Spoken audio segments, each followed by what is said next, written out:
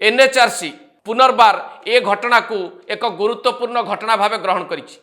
आपण माने कथा जानते जे पूर्वरु जो घटनाटी घटीथिला नेपाल छात्री जनक आत्महत्या करथिले से घटना बाबद पुंखानुपुंख तदंत करथिला एनएचआरसी रो टीम एवं दोषी साब्यस्त करथिला किट कर्तृपक्ष को किट कर्मचारी ठारू आरंभ करिकी प्रतिष्ठाता अच्युत सामंतर भूमिका को संदेहजनक भाव में दर्शा जाइथिला एनएचआरसी रिपोर्ट रे। पुनर्बार ए घटना बाबद रे अधिक जानिबा पई चाहिछि एवं राज्य प्रशासन को मध्य जवाब मागिछि काहेकि पूर्व घटना रे कार्यानुष्ठान निया जाई नाही एवं एभली घटना बारंबार घटिबा पछर कारण कौन हो पारे।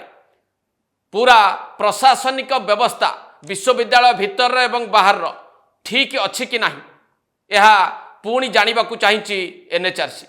अर्थात एनएचआरसी मध्य प्रशासनिक व्यवस्था उपरे गोटे चाप तैयारी करने को चेष्टा करिछि।